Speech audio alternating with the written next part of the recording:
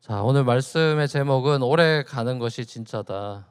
오래 가는 게 진짜다라는 제목으로 방금 읽은 역대하 말씀 함께 나누고자 합니다. 제가 인물을 몇 분을 소개할 테니까 이분들의 공통점을 한번 찾아보면 좋을 것 같습니다. 한번 잘 들어보세요. 미켈란젤로, 그리고 괴테, 아인슈타인, 클린트 이스트우드. 네 명입니다. 4명. 설마 모르시진 않죠? 자, 다시 한번요. 미켈란젤로, 괴테, 아인슈타인, 클린트 이스트우드. 아침부터 머리 쓰려니까 이게 비도 오는데 그죠? 뭐 공통점이 많을 수 있겠지만 제가 하고 싶은 얘기는 이 네 분의 공통점은 노익장들이라는 거예요. 무슨 말이냐?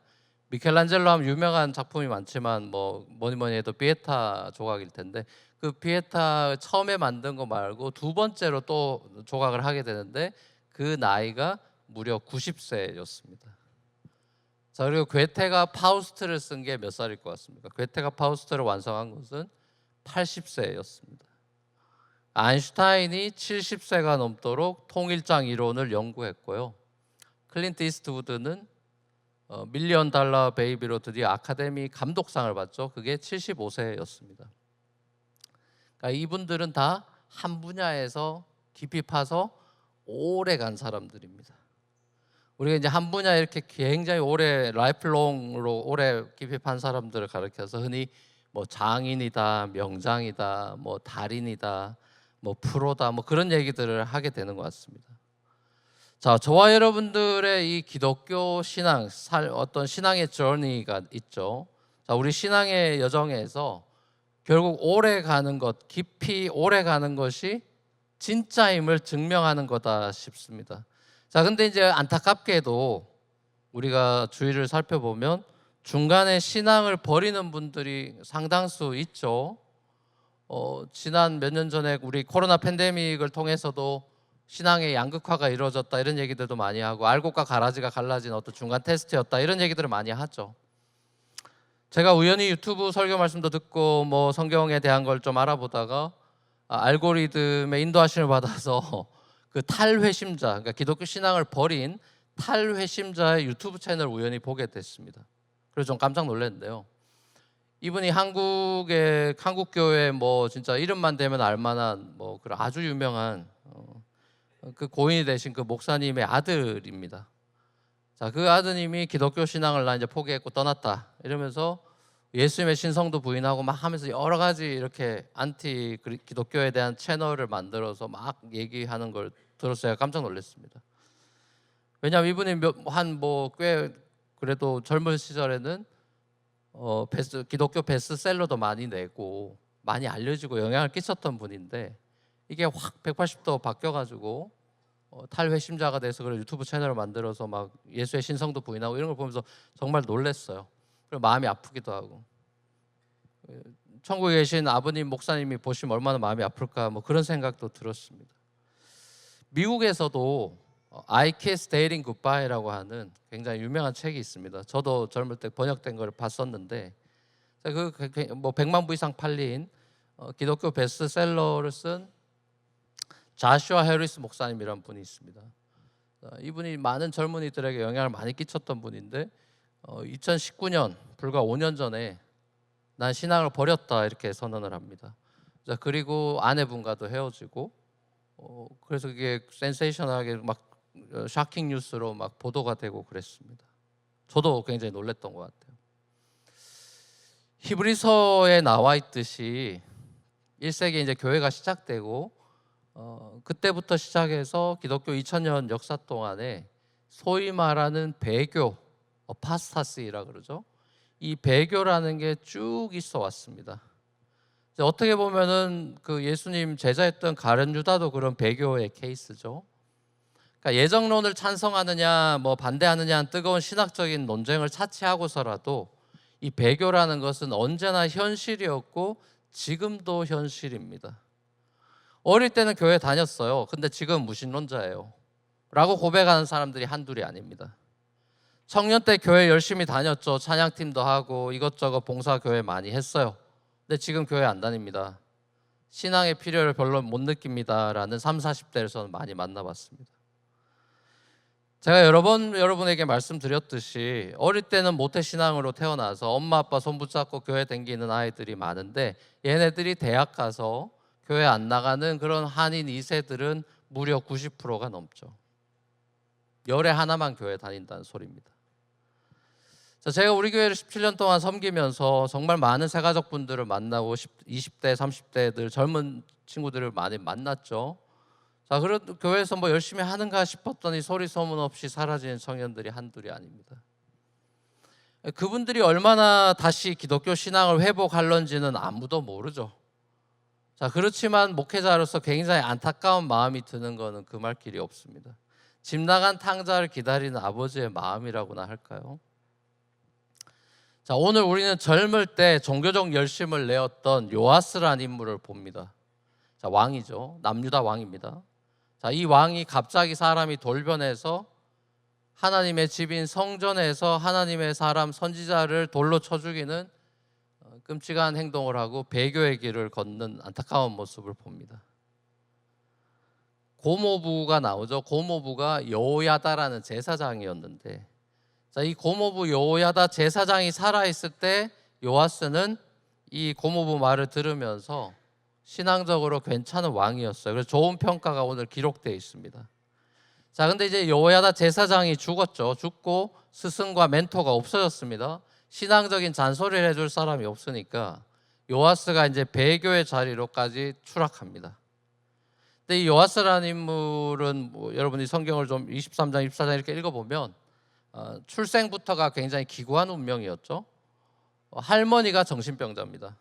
할머니가 아달랴인데 이 여인이 정신병자예요. 집에 있는 모든 왕가 사람들을 다 죽입니다. 전부 다 싹쓸이해서 다 죽일 때 이 요아스가 운이 좋게도 여호야다가 숨겨줘서 삽니다. 성전에 숨어요. 그래서 이런 피바다 속에 이제 6년간 짱 박혀 있다가 이제 이 아달랴도 이제 하나님 심판받아 죽죠. 이 남유다의 유일한 여왕이거든요. 자, 근데 이 여왕 아달랴가 그 누구냐 하면은 우리가 엘리야 얘기에서 봤던 북이스라엘 가장 악한 왕인 아합 왕과 그 와이프가 이세벨이죠. 아합과 이세벨의 딸이 요 아달랴입니다. 자, 근데 이게 북이스라엘 공주죠. 근데 남유다 왕이었던 여호람하고 정략 결혼을 합니다. 그래서 남유다의 왕비가 된 거죠. 그래서 엄마 아빠 영향받아가지고 북이스라엘이 난리가 났고 바알 숭배로. 근데 이 여인 때문에 남유다도 이제 우상 숭배가 되고 난리가 나죠. 자, 그래서 이 요아스가 이제 그 성전에 짱 박혀 숨어 있다가 이제 고모부 여호야다가 이제 사람들 모아가지고 아달랴 이제 죽이려고 반기를 들고 이제 그래서 이제 아달랴는 죽죠. 쿠데타 일어나서 죽죠. 자, 그래서 이제 그 7살의 그 어린 나이에 이 요아스가 왕이 됩니다. 그래서 뭐 7살이 뭘 하겠어요. 그러니까 여호야다가 상왕 노릇을 하면서 이제 코치하면서 실질적인 왕 노릇을 하면서 이제 요아스가 자라가는 거죠. 이게 어릴 때부터 키우다시피 했으니까 이제 그 여호야다 뭐 아버지나 같은 피겨가 되는 거죠. 자, 그래서 젊은 날에 괜찮았습니다. 이 제사장 말 들으니까요. 자, 근데 이제 반전이 일어나는 겁니다. 신앙적인 멘토였던 여호야다가 고모부가 죽고 그 주위에 이제 요아스를 둘러싼 사람들은 전부 다 간신들이죠. 그래서 얘네들은 이제 믿음 없는 애들이에요. 그러니까 이제 여호와의 전을 다 버리고 다시 아세라 목상, 우상 이런 거 막 세우고 섬기고 뭐 난리가 납니다. 자, 그래서 이제 하나님이 이게 이놈들 봐라 이래가지고 이제 그 선지자들을 이제 계속 보내죠. 너 이러면 안 된다. 불신앙을 경계하고 꾸짖고 돌아오라고 선지자들이 이제 왕한테 가서 직언을 합니다. 자, 근데 이게 안 통하죠. 자, 그리고 이제 자기를 아들처럼 키워줬던 여호야다의 아들이 있는데 이름이 스가랴라고 나오죠. 자, 스가랴가 이제 왕한테 찾아가서 이거 아닌 것 같다. 이렇게 하시면 큰일 난다. 하나님이 당신 하나님 버리면 하나님 당신 버린다. 자, 이렇게 거의 이제 협박하는 말, 그런 심판에 관한 말을 경고를 하죠. 자, 그랬더니 이제 이 요아서 이놈 봐라. 어디서 네가 이렇게 대들고 난리냐. 그래 바로 그 성전에서 돌쳐서 죽여버리죠. 자, 그러니까 이게 완전히 갈 때까지 갔죠. 그야말로 이런 걸 우리는 이제 배은망덕이라 그러잖아요. 은혜를 원수로 갚는 케이스죠.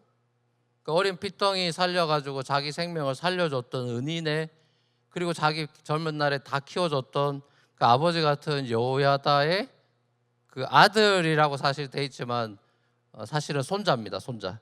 나중에 그 왜 손자인지 가르쳐 드리겠습니다. 자, 결국 이 자기 부하의 반란에 의해서 침상에서 살해되는 그 비참한 죽음으로 40년 통치가 막을 내리게 되는데, 자, 결국에는 이 요아스의 리더십이라는 것이, 왕으로서의 킹십이라는 것이, 이스라엘의 킹은 이방 나라의 킹하고 원래 인스톨 될 때부터 다르죠. 그 책임이나 리스폰시빌리티나 뭐 해야 되는 거나 이 모든 게 달라요. 이 이스라엘의 킹은 다릅니다. 왜냐하면 진짜 킹이 아니라 대리 통치자니까. 하나님이 이스라엘의 킹이고 이 사람은 휴먼 레프레젠터티브니까, 결국 이 이스라엘의 킹십의 핵심은 자기의 어떤 스킬풀한 어떤 컴피턴스나 이런 게 중요한 게 아니라 하나님과의 관계 속에서 하나님의 뜻대로 이 나라를 다스려가는 게 중요한 게 이스라엘 킹십이기 때문에, 이 하나님과의 관계에서 결국 오토리티도 나오고 에브리띵이 나오는 건데, 결국 요아스는 하나님과의 관계가 무너지고 완전히 망한 케이스가 자기도 망하고 나라도 망하게 만든 케이스가 됩니다. 자, 그러니까 이 패시지를 보면 결국 요아스의 실패는 한마디로 말하면 홀로 서기의 실패인 것입니다. 홀로 서기의 실패. 우리가 살아가면서 수많은 사람을 만나고 주위에 누가 있냐, 어떤 스승을 만나냐, 멘토를 만나냐 너무너무 중요하고, 애들은 뭐 더 중요하지만 부모 잘 만나는 게 중요하고 뭐 주위에 스승 잘 만나는 게 너무 중요한 걸 당연하지만, 결국 여러분 우리 신앙이라고 하는 것은 그 핵심은 하나님 앞에서 홀로 선 단독자의 모습이 훨씬 더 사실은 어떻게 보면 중요합니다. 하나님과의 1대1의 만남이 훨씬 중요해요. 여호야다 같은 이 신앙의 멘토들이 가이드도 주고 목회자들, 순장들 잔소리하고 하는 것도 필요하고, 그래서 공동체가 있지만 목회자든 순장이든 어떻게 24시간 쫓아다니면서 잔소리를 하겠습니까? 신앙은 오롯이 자기 몫입니다. 나와 하나님과의 릴레이션십을 그 누구도 대신해 줄 수가 없습니다. 자녀의 신앙, 부모 마음대로 안 되죠. 자녀의 신앙을 부모가 대신 책임질 수가 없습니다. 자, 그러니 부모 품을 떠난 대학 간 애들이 신앙을 잃어버리죠. 왜요? 홀로 서기가 안 돼 있으니까. 자기 신앙이 없으면 그 신앙은 모래 위에 지은 집이죠. 바람 불고 홍수 나면 다 무너집니다. 팬데믹 오면 다 무너집니다. 자, 그러니 사도 바울처럼 나는 날마다 죽노라, 나는 날마다 죽노라라는 사도 바울, 그 정도 되면 경지에 오른 사람 같은데, 예수님 직접 부활한 예수 만나버린 사람이죠. 자, 그런 사람인데 나는 날마다 죽노라는 고백을 합니다. 어제의 신앙으로 오늘을 살 수가 없는 법이죠. 어제 만나 오늘 먹으려면 썩어 있죠. 내가 어제 10년 전에 사랑했던 여인과 지금 살고 있는 게 아니라 오늘 내 앞에 여인과 살고 있는 것입니다. 내가 20년 전에 결혼한 그 훈남 남편하고 살고 있는 게 아니라 이제 배 나오고 쭈글한 그 남편하고 살고 있는 거예요. 오늘의 배우자와 살고 있습니다. 신앙은 언제나 현재 진행형이죠. 신앙은 과거 완료도 아니고 미래 완료도 아닙니다. 현재는 언제나 ing입니다. 현재 진행형이에요. 아까 초반에 말씀드렸던 그런 장인 같은 사람, 메스터들. 자, 그 사람들은 어제의 수고를 잊고 지금 오늘 하는 작품에 집중합니다. 오늘 하는 연구에 집중하죠. 어제의 영광에 사로잡히면 사람이 어떻게 됩니까? 어제의 영광, 내가 옛날에 말이야, 왕년에는 한때는 이라는 사람들, 라떼는 말이야. 자, 이런 사람들의 특징은 뭐냐? 90%도 아니고 100%입니다. 이런 사람들은 100% 교만합니다. 어제의 영광에 사로잡힌 사람들은 교만해요. 자, 그럼 교만하면 어떻게 됩니까? 교만의 가장 결정적인 특징이 뭔 것 같습니까, 여러분? 교만해지면 나태해집니다. 그리고 게을러집니다. 다 해봤다 이러고, 그러면서 어설프게 됩니다. 그 처음에 떨리는 마음으로 했던 그런 게 없어져요. 그래서 성공 신드롬인 사람들은 다 추락하게 돼 있습니다. 다 슬럼프를 겪게 돼 있고, 타이거 우즈니 뭐니 한 사람 다 슬럼프를 겪게 돼 있습니다. 교만해지면 바로 그때부터 추락하기 시작합니다. 나태해지죠. 모태신앙인들의 딜레마가 뭡니까? 여기도 지금 모태신앙인 사람들이 많을 거예요. 아니면 어려서 예수를 믿었거나. 모태신앙인 사람들에 대해서, 그런 사람들이 교회에 정말 많은데 그 평가가 그렇게 썩 좋지 않은 경우가 많죠. 이제 많은 경우는 어떤 얘기를 듣습니까? 모태신앙인 사람들에 대해서 뜨뜻미지근하다 이런 얘기를 하죠. 화끈하지 못하다, 뭔가 뜨뜻미지근하다 이거죠. 왜 그렇습니까? 자기 신앙이 없는 거예요. 자기가 하나님을 인격적으로 만난 체험이 없죠. 부모한테 들은 이야기만 있고 내 스토리가 없죠. 그러니까 이것이 나의 간증이요, 이것이 나의 찬송일세는 엄마 아빠 노래지 내 노래가 아닌 거죠. 그러니 주워 들은 건 많고 교회에 와서 밥 먹은 짬밥은 많은데 하나님과의 관계가 꽝이죠. 이번에 단기 선교 가자 그러면은 옛날에 젊을 때 내가 청년 때 다 해봤다 이러고, 수요예배 드리러 가자 그러면 아 피곤하다, 옛날에 내가 열심히 갔었다, 이제 요즘은 별 필요를 못 느낀다. 바이블 아카데미 듣자 그러면 그거 다 내가 빌립보서 10번 읽었다 막 이러고. 신앙이 다 과거에 머물러 있죠. 그럼 오래 못 갑니다. 그 신앙 오래 못 갑니다. 이 부분에 대해서 예수님이 뼈 때린 얘기를 하셨습니다. 좀 전에 제가 스가랴가 여호야다의 아들이 아니라 손자라 그랬죠. 그 예수님 얘기 때문에 그렇습니다. 예수님이 마태복음 23장에서 이런 얘기를 합니다. 같이 한번 읽어보시죠. 마태복음 23장 29절 38절 같이 읽겠습니다. 시작. 율법학자들과 바리새파 사람들아, 위선자들아, 너에게 화가 있다. 예언자들의 무덤을 만들고 의인들의 기념비를 꾸민다.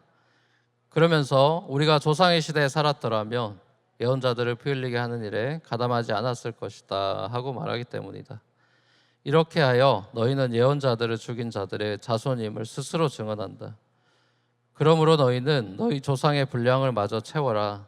뱀들아, 독사의 새끼들아, 너희가 어떻게 지옥의 심판을 피하겠느냐? 그러므로 내가 예언자들과 지혜 있는 자들과 율법학자들을 너희에게 보낸다. 너희는 그 가운데서 더러는 죽이고 더러는 십자가에 못 박고 더러는 회당에서 채찍질하고 이 동네에 저 동네로 뒤쫓으며 박해할 것이다.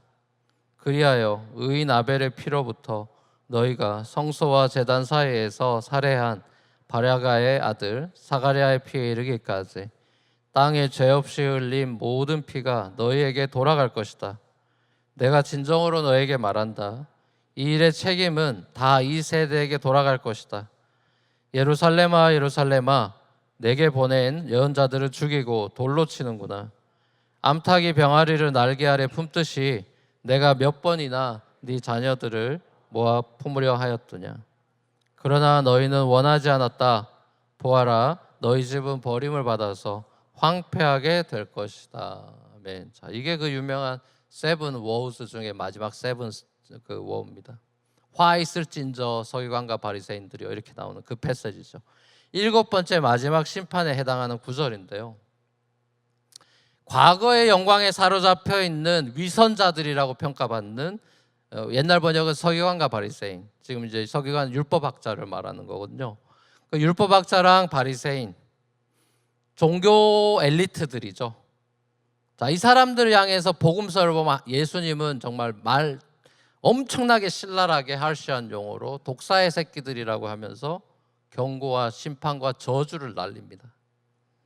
자, 여기 이제 35절에 나오는 바가랴의 아들 사가랴가 오늘 본문에 나오는 스가랴입니다. 이제 한국말 번역을 이렇게 다르게 해놓으니까 딴 사람 같아 보이는 건데 이게 같은 인물입니다. 유대인한테는 손자라는 단어가 없죠. 그러니까 전부 다 아들입니다. 그냥. 그러니까 그랜선이 없어요. 그러니까 예수님도 그랜선 오브 데이빗이 아니라 선 오브 데이빗입니다. 그러니까 스가랴의 아버지가 사실은 바가랴인 거죠. 그리고 그 바가랴의 아버지가 여호야다인 겁니다. 왜냐하면 여호야다가 130살에 죽었기 때문에 실제로 나이 계산을 해보면 그게 make sense가 됩니다. 그리고 예수님이 읽으셨던 성경, 그리고 우리가 가지고 있는 구약 성경, 우리 기독교 크리스찬 바이블은 창세기부터 시작해서 말라기로 끝이 나지만 히브리 스크립처는 창세기로 시작해서 역대하로 끝이 납니다. 자, 그러니까 순교자 지금 아벨을 제일 첫 타자로 얘기하죠. 그리고 쭉 와서 순교 다 하고 맨 마지막 역대하 타자가 스가랴입니다. 그러니까 예수님이 이 아벨부터 스가랴까지 너희들이 계속 의인을 핍박하고 내가 보낸 예언자들을 다 죽였다. 그리고 이제 너희들 곧 나를 죽일 거다. 십자가에 못 박을 거다. 그 얘기를 하는 거죠.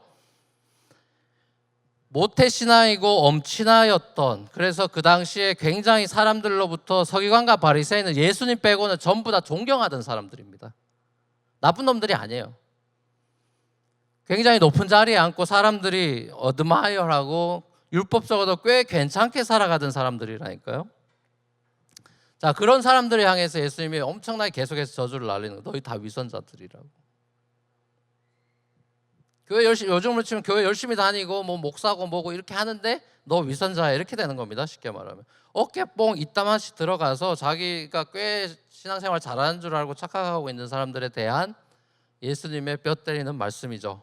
주여 주여 하는 자마다 다 천국 들어가는 게 아니다. 아버지 뜻대로 행하는 자라에 들어가는 거다. 산상수훈의 유명한 7장 말씀이죠. 하나님을 인격적으로 만나지 않은 모든 종교 생활은 다 가짜입니다. 이단이 그래서 다 가짜죠. 하나님을 인격적으로 만나지 않은 사람은 하나님의 뜻대로 살 수가 없어요. 그런 윤리적인 능력이 사람에게 없습니다. 그게 소위 말하는 인간의 전적 부패라는 말이죠. 우린 죄인입니다. 우리 스스로는 하나님에게 아무도 영광을 돌릴 수 있는 사람이 없어요. 여러분, 어떤 집이 오래 갑니까? 제가 사는 뉴저지 지역에는 다니다 보면은 집이 100년 넘은 집도, 뭐 맨하탄도 100년 집은 그런 집들 많죠. 높은 하이라이즈 이런 것도 많죠. 그런 거 다 제일 중요한 게 결국 기초공사죠. 거기에 시간 다 썼죠. 깊이 파고 땅이 단단한지 거기에 이제 다 집을 짓죠. 반석 위에 집을 짓죠. 자, 어떤 나무가 오래 갑니까? 이제 뭐 바람 부는 시즌 오고 이러면 이제 막 나무들 엄청 쓰러지죠. 자, 뿌리 깊은 나무가 오래 갑니다. 기초가 튼튼한 집이 오래 가고 뿌리가 깊은 나무가 오래 가는데, 그러면 우리 크리스찬은 오래 교회 다니는 게 중요한 게 아니라 크리스찬은 그럼 어떻게 해야 오래 갑니까?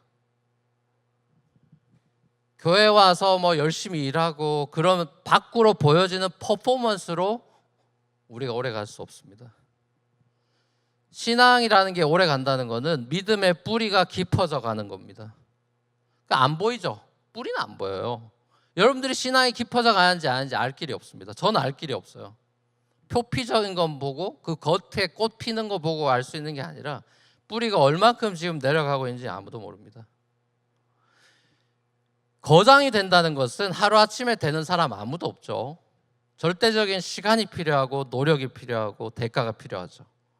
자, 영적인 거장, 우리가 믿음의 뿌리를 깊이 내린다는 것은 주님 앞에 홀로 서는 연습이 데일리 라이프에 있어야 됩니다. 그게 쌓이는 겁니다. 여러분, 우리 엘리야 엘리사를 봤습니다. 엘리사 스승 멘토 엘리야 죽었죠. 그럼 요시야 꼴 안 났죠. 엘리사는 어떻게 기적도 베풀면서 이렇게 건강하게 리더십을 끝까지 갔습니까? 데일리 라이프 속에 성령의 충만함을 구하고 그걸 하는 모습을 보죠. 자기 능력으로 하는 게 아니죠. 여러분, 우리가 믿음이 자라려면 나이만 먹어가는 거, 교회 40년, 50년, 뭐 70년 다녔다 이런 게 중요한 게 아니라 믿음이 자라고 뿌리가 깊어진다는 건 뭡니까? 뭐겠어요, 여러분? 여러분 나이 되면 이거 심각하게 생각을 해요. 노후 준비가 다른 게 아닙니다, 여러분. 하나님과의 관계가 내가 어떻게 될 거냐가 심각한 이 프로젝트입니다. 진짜입니다, 여러분. 자, 그럼 이게 어떻게 가능하냐? 어떻게 엘리사 같이 끝까지 그렇게 쓰임 받고 피니시 스트롱하고 피니시 웰 할 수 있느냐? 제가 깨닫는 거, 그리고 저 자신에게 주는 메시지는 하나님이 내 삶의 최대 관심사냐라는 질문입니다. 하나님이 내 인생의 최대 관심사냐? 요즘 여러분의 최대 관심사가 뭐냐 이거예요. 청년들은 결혼일 수 있고, 또 결혼한 사람들은 집 사는 게 될 수 있고, 애 태어난 사람들, 애가 중학생, 고등학생 되면 얘가 좋은 대학 가는 걸 수도 있고, 좋은 대학 졸업한 애들은 좋은 데 취직하는 게 또 최대 관심사일 수 있겠죠. 자, 그런 식의 관심사로 가면요, 나중에 나이 들어 곧 죽습니다. 그게 여러분의 관심사가 조금씩 바뀌어서 그게 최대 관심사가 되면 그러다 죽는 거예요. 그럼 어떻게 되겠습니까? 죽을 때 여러분, 우리 아들 좋은 대학 보내서 내가 행복했다, 무슨 뭐 우리 애들 구글 가서 감사했다, 그러면서 죽을 것 같아요? 그게 우리가 얼마나 어리석고 미련합니까? 인간이 이렇게 미련하다니까요. 뭐가 중요한지를 죽을 때 아는 사람이 한둘이 아닙니다. 후회하는 사람들이 한둘이 아니라고. 뭐 크리스찬은 말할 것도 없죠. 최대 관심사가 하나님이냐 아니냐의 싸움입니다. 오늘 눈 떠서 하루를 살 때 투두 리스트를 적을 때 넘버원이 언제나 하나님이냐 아니냐는 거예요. 오토매틱 리스폰스면 베스트죠. 눈 떠서 하나님이 제일 먼저 내가 오늘 해야 되는 일에 하나님과 관련된, 물론 모든 직업이며 뭐며 하나님을 떠난 건 없지만 하나님에게 내 최대 관심이 언제나 있느냐. 예를 들면 일주일의 삶도 마찬가지예요. 이 주일을 기다리고 주일 예배에 하나님을 만나는 것에 대한 기대를 가지고 나오느냐, 아니면 막 그냥 내 마음대로 살다가 벌써 주일이야? 빨리 자자. 우리 내일까지 손모임도 있고 바쁜데 빨리 자야 될 것 같아. 지금 웃을 일이 아니죠. 현대인들의 삶이 그런 사람들이 한둘이 아닙니다, 여러분. 그러고 롱런 하겠다고요? 그러고 뭐 예수님을 닮아가겠다고요? 말이 안 되는 것입니다. 하나님을 알아가는데 하나님과의 관계에 최대의 관심을 두지 않으면 저나 여러분들은 바알한테 달려들게 돼 있고 아세라 목상 세우게 돼 있습니다. 그게 인간입니다, 여러분. 구약이 다 그걸 보여주는 겁니다. 그러니까 우리 힘으로 안 되니까 예수님이 오는 거죠. 예수님이 오셔서 우리가 살아야 될 삶을 사셨고요, 모범을 보이셨고요, 그 복음 안에 거하라, 내 안에 거하라고 초대를 하시죠. 근데 우리는 거절한단 말이에요, 자꾸. 여러분, 하나님을 인격적으로 만나는 체험이 우리 삶의 아주 결정적인 일인데, 이제 전 세계 크리스찬들 인터뷰를 하면 통계를 해서 이제 당신 언제 예수 믿었냐, 회심이 언제, 컨버전이 언제 일어났냐 하면 통계 80% 이상이 언제로 얘기하냐면 10대입니다. 10대. 그래서 세계 선교가 템포리 윈도우라 그래서 한참 지역적인 선교하다가 이젠 티네이저 10대 선교에 중점을 두고 있죠. 어린아이들 컨버전이 그때 거의 대부분 그때 일어나니까. 성인이 돼서 컨버전 되는 경우는 20%도 안 됩니다. 굉장히 레어해요. 성인이 돼서 예수를 믿게 되는 컨버전은 사업이 망하거나 몸이 망가지거나 뭐 이런 케이스가 아니면 거의 잘 안 됩니다. 모태신앙이었던 야곱이 어떻게 하나님을 체험하고 인카운터를 하죠? 잘 나갈 때 못 만나죠. 와이프 뭐 2명 거두고 자기 마음대로 살 때는 하나님 없습니다, 그 삶에. 이제 에사한테 죽게 생겼습니다. 내일이면 죽어요. 잡혀서 죽어요. 싸워서는 이길 수가 없죠. 자, 그때 하나님이 찾아와서 1대1로 씨름하면서 거기서 야곱이 이스라엘이 되죠. 회심이 일어나죠. 여러분, 존 몰리나 또 셰리 콜버그라는 교수님 두 분이 합작해서 쓴 젊음의 과학이라는 책이 있습니다. 근데 거기 보면 다이어트에 대한 얘기가 나오는데, 노년에 어떻게 건강하게 살 거냐 뭐 그런 책인데, 그 다이어트에 성공한 사람들의 90% 이상이 6개월에서 12개월 이내에 뺐던 그 원래 숫자로 다시 돌아가거나 아니면 그 이상 더 살이 찐대요. 제가 그 팬데믹 때 겪었죠. 한 1년 반을 유지했습니다. 제가 드라마틱하게 8kg를 뺐어요. 8kg를 빼서 거의 진짜 이 젊을 때로 돌아갔었다가 1년 반을 잘 버티고 이제 포스트 팬데믹에서 이제 신방하고 사람들하고 외식하고 저거 돌아다니면서 루틴이 깨지면서 다 망가져서 그 전 숫자보다 더 쪘죠. 이 교수님들이 정확한 것 같아요. 90% 이상은 그렇게 된다. 근데 단지 저는 개월을 늘렸던 것 같아요. 6개월에서 12개월. 근데 저는 18개월이었으니까. 다이어트에 성공하는 것도 어렵지만 그걸 유지하는 것은 훨씬 더 어렵다 이거예요. 저는 이걸 보면서 영적인 다이어트는 더 하겠다 싶은 겁니다. 세상의 때를 빼내고 영적으로 건강하게 잘 영성을 유지하는 것도 쉽지 않지만, 그러니까 그걸 그렇게 건강해지는 게 회복하는 것도 신앙의 침체가 오든 뭐 이렇게 돼서 그걸 회복하는 것도 쉽지 않지만, 회복했다 손 쳐도 그 좋은 영적 건강 상태를 유지하는 거는 훨씬 더 어려워요. 그건 뭐 목사고 뭐고 다 똑같습니다. 한때 뜨겁다가 신앙이 뜨뜻미지근해져 버리는 경우는 허다합니다, 여러분. 그 젊은 날을 그리워하고 그때가 좋았다느니, 그때 뜨겁게 뭐 주님을 섬겼다느니 라떼 얘기하는 거, 그거 정말 별로죠. 사랑하는 우리 뉴프런트 교회 부부 여러분, 성도 여러분, 신앙계의 장인, 뭐 명장, 달인, 뭐 거장, 거창하죠. 내가 어떻게 그런 사람이 돼? 하나님의 계획은 그거예요. 왜냐면 여러분들이 영적 거장이신 예수 닮게 하는 게 하나님의 프로젝트입니다. 우리 그냥 건져서 천국 집어넣는 게 하나님의 프로젝트가 아니에요.